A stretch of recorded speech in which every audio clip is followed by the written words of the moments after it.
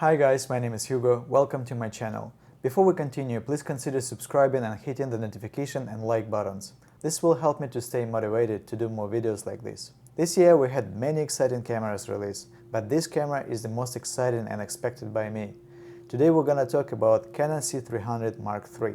I'll be comparing this camera to Canon C200 since for almost 2 years I've had it, and I still think that C200 is the best camera for the price. It's extremely easy to get impressively beautiful images from it. The ability to shoot RAW without an external recorder, an absolutely useful autofocus that helped me to elevate creative side when I work with a small crew and no crew at all. Incredible dynamic range that is almost as good as REs and REDs. However, there were some little things that I wish to be improved, and I think that everything that I wish to have in C200, C300 Mark III has it all and more. PL mount. I'm so glad that C300 Mark III has interchangeable mounts. All that takes to change it is just 4 screws. Now this camera can be used in much wider variety of productions, including higher end productions. The only downside is that PL is very expensive. It's about $1,600, which is more expensive than PL on RE and RED. And honestly, it's not as quality as REs and REDs, so Canon shouldn't be asking that much for it. Codecs.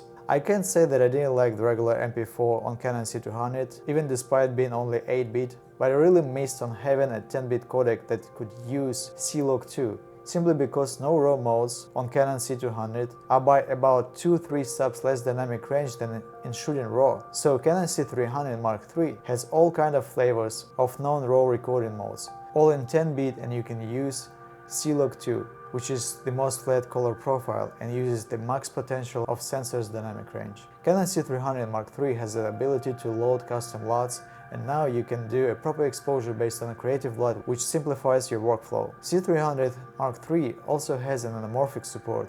We have all kind of discrete options, and with a combination of having PL mount, the camera is not limited by any kind of projects like C200 was. I personally had a number of projects where Canon C200 couldn't be used for those specific reasons. And talking about reasons why Canon C200 could be rejected, there is a known misconception that C200 isn't approved by Netflix, which is a yes and no, meaning that it's approved only if you shoot in RAW. But in any ways, Netflix approved cameras are the cameras that can be used for shooting Netflix originals only.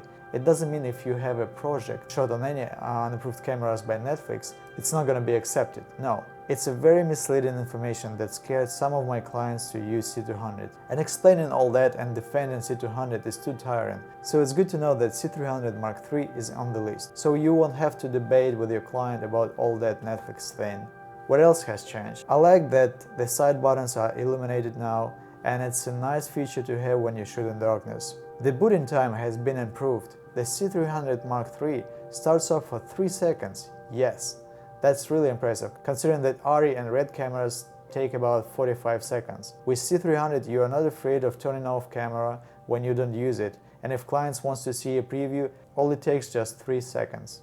I really like that Q&S button was added, and that slow motion clips can be converted to project settings right away, and you don't have to do this on post. That's something that really is expected by clients, since not everyone knows how to do this in post. And it's great to have a playback where the footage is already slowing down. Plus, I really appreciate that even in slow motion mode, camera maintains autofocus, which is a big deal honestly. Yes, you lose face detection, but you're still able to use the beauty of autofocus even if you want to shoot 4K up to 120 FPS. And of course, huge improvement over C200 is that C300 Mark III can record 4K up to 120 FPS with no loss in quality, and it can be shot either in RAW or 10-bit XAVC. For instance, slow motion mode on C200 was absolutely useless. The quality was so crippled that I've never been using this on a real shoot.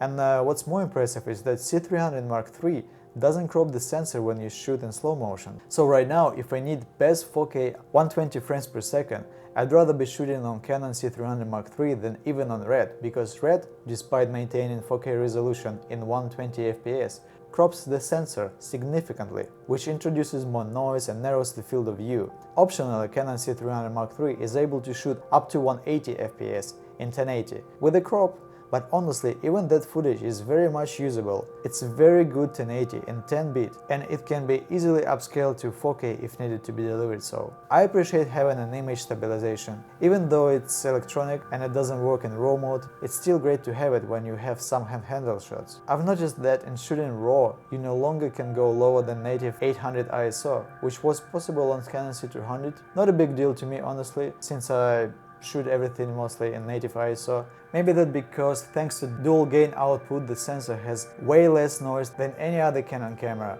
It's exact same technology that RE uses in their sensors, which helps to get way more usable highlights and shadows. But the dual output gain works only up to 30 FPS. Canon claims 16 plus stops of dynamic range. I didn't do a scientific test to check on it, but I can tell that with C200 there was some cases where despite incredible 15 stops of dynamic range, Red and RE still had a little bit more of dynamic range and a little bit better highlight roll-off. But with C300 Mark III, I can tell with the confidence that dynamic range is as good as RE's and Red's.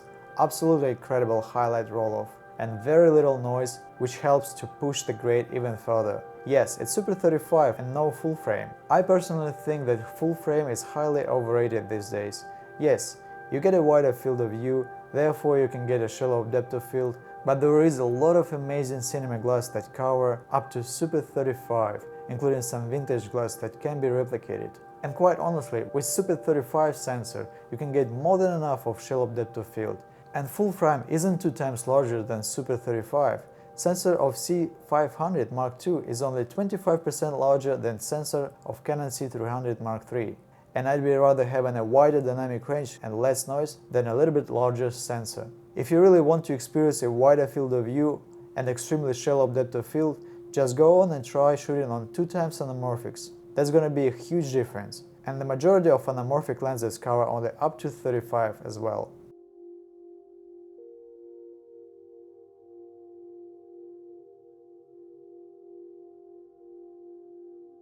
Downsides. Coming from Canon C200, I can tell that Canon C300 Mark III is 2 times more power hungry. On the same battery, Canon C200 lasts twice longer than Canon C300 Mark III. But it's quite understandable honestly, with all the power it has inside. I wish I had an option to shoot in RAW in 2K and not to be locked in 4K only. I think that's possible to get fixed via an upgrade, and it would have been really appreciated if Canon could do this. I know that autofocus is amazing in this camera and even improved over Canon C200, but I really miss having an option to switch to more intellectual mode, such as Canon EOS R, R6 and R5 have, where besides the square, camera itself can choose what needs to be in focus. I found myself to be able to pull much more complicated camera movements with shallow depth of field with Canon EOS R5 than with Canon C300 Mark III, because every time my subject goes off the focus square, it goes out of focus. Another thing is that anamorphic desqueeze works properly only in normal mode shootings.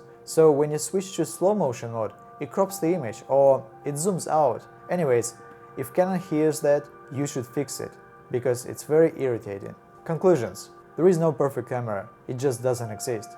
But this camera got closest to be the one. Canon C300 had some compromises where Canon C300 Mark III doesn't seem to have them at all. With all improvements, this camera can be used on pretty much all kinds of projects: documentary, broadcast, weddings, music videos, commercials, films, you name it.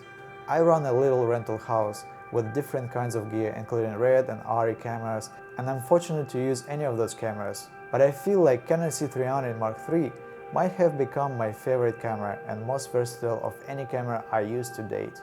I hope this information was useful. Please subscribe and comment below to support and help this channel grow. Thank you for your time. Bye.